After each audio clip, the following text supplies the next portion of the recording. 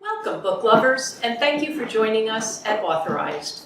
Today we are delighted to welcome Roselee Blooston to Authorized. Roselee is an award-winning writer whose plays have been produced in New York, across the country, at the Edinburgh Festival, and over Voice of America.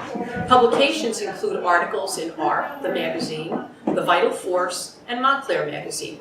Fiction in Moxie, Pulse Literary Journal, and in an e-anthology from Release, Netherlands, as well as essays for Burning Bush Publications and The Widow's Handbook, an anthology published by the Kent State University Press. She was founding director of the nonprofit Tunnel Vision Writers Project, Inc., and taught in university programs. Roselee lives in New York's Hudson Valley and can be reached at roseleeblooston.com. Roselee has authored a new memoir, Dying in Dubai, for which I'm going to read one rave review. Roselee Blooston's beautifully written, brutally honest memoir of endurance and ultimate acceptance of the cataclysmic sudden death of her life's partner rings truer than any of the many I have read, and more movingly than any I could have written. Writing has been a catharsis for Roselee, as it was for me. Here is a helpful and, yes, healthy lesson for surviving the trials and tribulations of widowhood and the essential task of becoming a new you. As Roselee puts it at the book's end, facing loss opened me up, and I like who I've become. And that review comes from Jane Brody, New York Times columnist and best-selling author. Welcome to Authorized, Roselee. Thank you, Arlene. It's really a pleasure to be here. You are a writer, Roselee, but when did you really know that this was your destiny, and is it your destiny to be a writer? Well, I guess it is. At this point in my life, I would have to say, having written since I was really a teenager, that this is the thread that ties everything together. But for a long time, I was an aspiring actress. Oh. I wanted to be an actress since I was knee-high. And the writing came from that because, actors have to be picked for roles. They don't necessarily make their own work, so you're waiting for the phone to ring to be in that play, to get that call. And I wasn't patient enough for that. I wanted to create my own work, so I started writing one-person plays. And that was really the beginning of my writing life. And I wrote to act, and I did that for many years. I wrote a play about St. Vincent Millay. I toured it all over the place. I wrote 3 other solo plays. And I always saw the acting as the first thing and the writing second. But over time, it flipped. And then eventually, I let the theater go, which wasn't easy. And I started to write in other genres. I started to write short stories and for magazines and personal essays that ended up in anthologies, as you mentioned. And it's evolved for me. So I would say, yes, I'm a writer primarily. So the title of your memoir is Dying in Dubai. What brought you to the Middle East? Well, my husband, Jerry, we had been married for 20 years when he got a job as a media consultant for El Arabiya, which is a television station in Dubai, a more moderate one than Al Jazeera. Jerry had had a background in advertising and PR, and in the 90s he had done some PR for a book by a Saudi prince, and the station was owned by Saudi Arabia, was owned by the Saudi family. And it seems that they keep a list of everyone they've worked with, and they seem to think that Americans knew PR, knew media, and they called him. They said, would you be interested? It was just an out-of-the-blue, crazy thing, but a huge opportunity, and so he took it. But of course, we'd never been apart before, more than a couple of days. And he started traveling 3 weeks there, 2 weeks home in New Jersey. We lived in Montclair for over 20 years. And back and forth for about 3.5 years. And I only visited. I didn't live there with him. Mm-hmm. So it was quite a strain.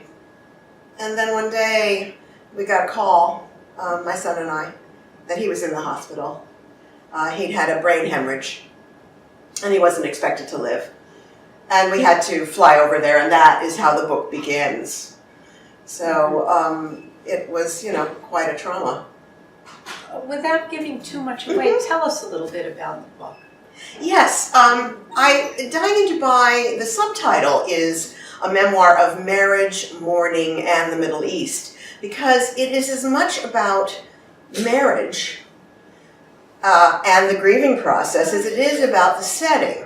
The first half of the book is about the 15 days in Dubai that my son and I spent trudging through, first the hospital where he was lying in the ICU, and then after his death, about a week in, trudging through the underbelly of Dubai. We think of Dubai as this glittering rodeo drive on Mars City, glamorous, tourists go there, there's money and big buildings and all kinds of glam. Because of oil.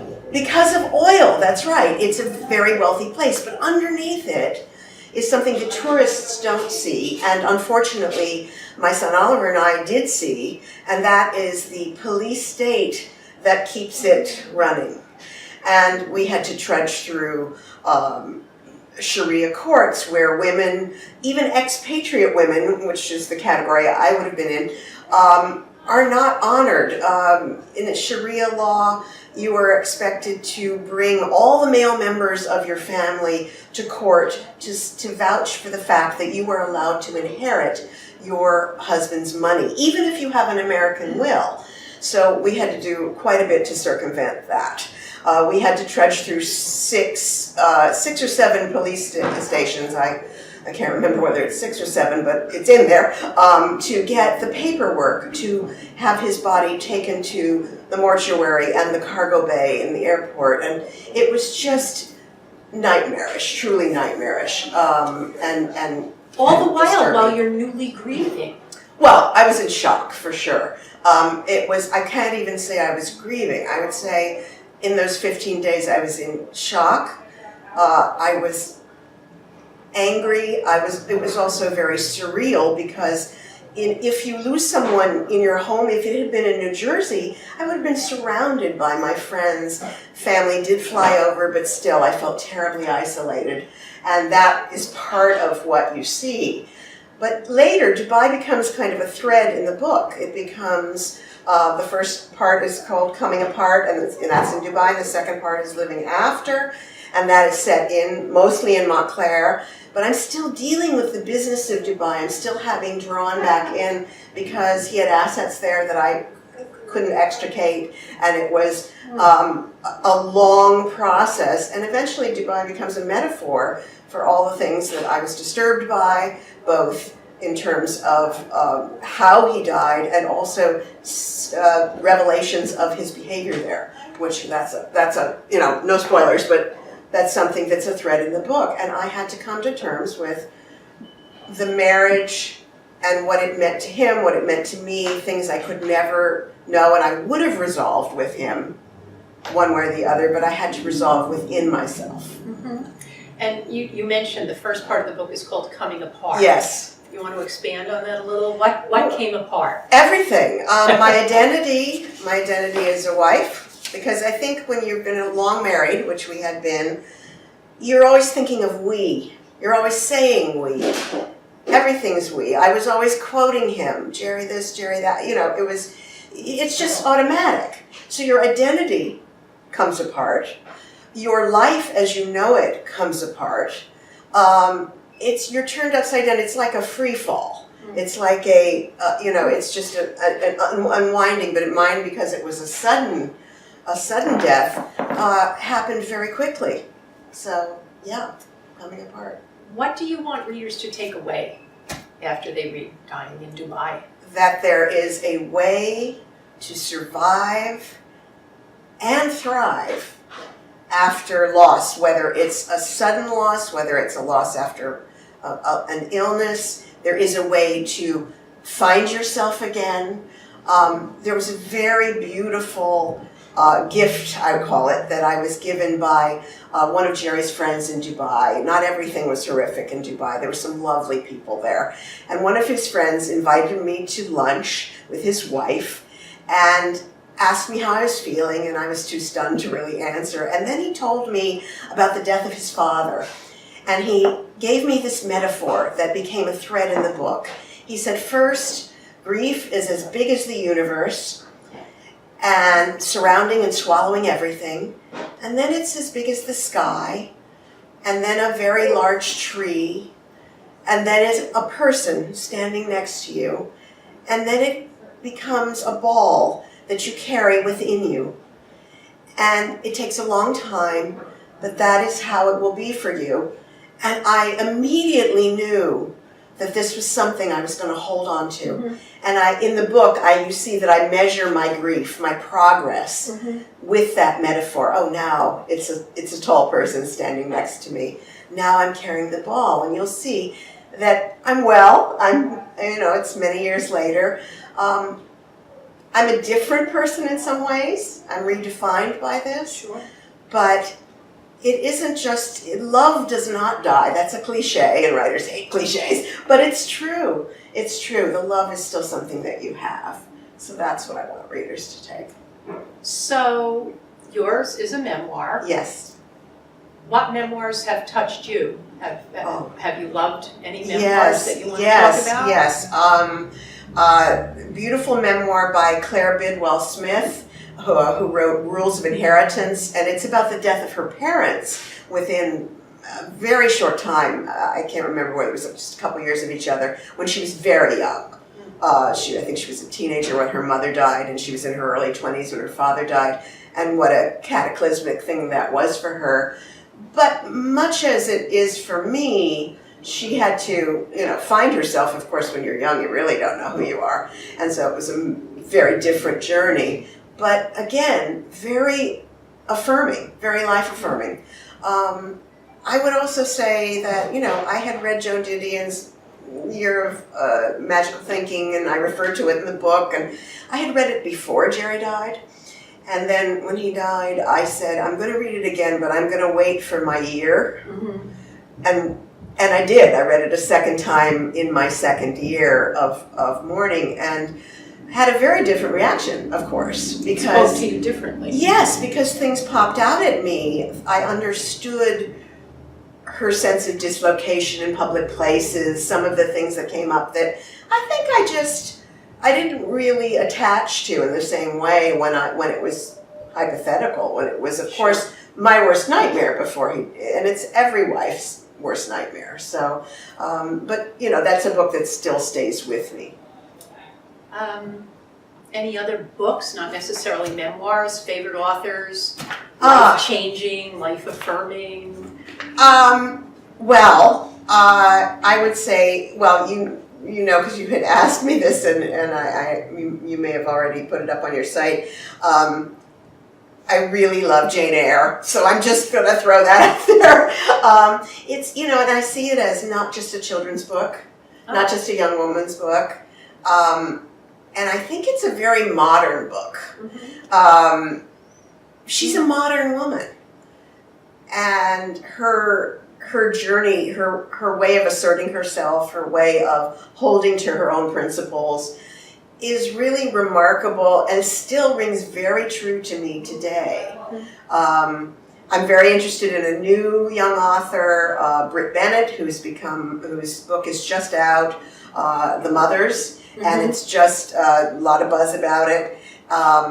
Remarkably interesting literary voice and warm and important voice, I think, that's coming along. So I'm going to put a plug in for a new young author. That's great. Yeah. An old classic. An old classic, and someone who she's 26, so wow. She's got a big future ahead of her. What are you working on now? Can you share anything with us? Well, I'm in the midst of the book tour, but I have in mind going back to a novel that I had been working on while Jerry was alive, and it's sometimes it's the thing that tugs on you that you feel won't let you go, which this book certainly did. It wouldn't let me go. I had to finish it, and I had to get it out in the world. Can I ask, how long did it take to write Dying in Dubai? Well, I would say it was an 8-year journey. It wasn't that I was writing full time, mm-hmm. but I started writing a few months after he died, I thought I was writing a collection of essays about the widowhood. And 2 years later, in a workshop, a summer writing workshop with some writer friends of mine, I started writing the 15 days, day by day, because I knew that if I had people who could immediately see, listen to, and read the raw material of those traumatic days, I could get through it. And at the end of that workshop, I said, oh my gosh, it's a memoir, it's a book. That's the first half of the book. And then, years of writing, basically a draft a year, putting it away for half the year, going back to it. So it was a very long process, but probably the novel. I'll probably go back to my novel, I think. Is there anything else you'd like our viewers to know about you? Anything you want to share? I really love talking to book groups. I can Skype with them. I will come if you're within, 2.5 hours of me. I will be happy to come because it's one thing to give an author talk or an interview where you're talking to people who mostly haven't read the book. It's quite something else and very gratifying and very interesting to get the insights from readers who have read the book and who are giving you feedback on it in person. So, I'd love to do that, and I'm totally open to traveling to do to people's book groups. And also, I'm going to be speaking to some grief groups. I'm going to be doing some workshops with widows and widowers with the help of a therapist there, because I think that's part of my journey and part of what this book can do. Really helpful. Now we're going to do something that we've been doing unauthorized. It's a little bit different. You're going to take the book and open to any page, read a brief passage, and talk to us a little bit about that place in the book. Okay, well luckily I've got my glasses. Oh, that's good. Otherwise, who Not knows? everyone does. Who knows? All right, let's see what we got here. Oh my goodness. Okay. Ooh, okay. All right, this is from the second section of the book. In Montclair, set in Montclair. I'm at a dinner with my son and 2 friends of ours. I looked down at the blue-edged porcelain and counted. 2 small plates for the girls, and 1, 2, 3, 4 large ones for the adults. Oh, I thought, there should be 5. I studied the plates and counted again. 1 was missing, definitely. I wondered if I should say something. No, they would realize the mistake when we all sat down. Maybe I should be helpful, go inside and get 1 more. I decided to wait, but the missing plate bothered me. I counted yet again. 1 for Jillian, 1 for Jeff, 1 for Ollie, and 1 for me. Oh, God. 4. There were 4 of us, not 5. I swallowed, broke out in a cold sweat, and told myself to breathe. Thank goodness I hadn't said anything. The evening had been going so well, so normally. They'd have thought I had lost my mind. Ollie would have been upset because for the past 10 minutes I had lost my mind. For those interminable minutes staring at the plates, counting and recounting them over and over, I had been thinking magically a la Joan Didion. I couldn't leave my husband out of the count. For the remainder of the meal, I felt broken, as if something inside me had cracked. This had been the first time since the January phone call summoning me to Jerry's bedside overseas that I had lost contact with reality. I had faced every aspect of what was required of me head on. I had been strong, I had been present until that night. For all my stubborn insistence on coping with what was, I still had not truly accepted the most basic fact, that Jerry was dead, and as Ollie had said only the night before, that he was never coming back. There had been 3 of us, now there were 2. 2 and 2 made 4. Roselee, thank you so much for joining us unauthorized. Go out and get her book. And everybody, thank you for joining us today at Authorized. Check back soon for more inspiring authors talking about their inspiring books. Thank you.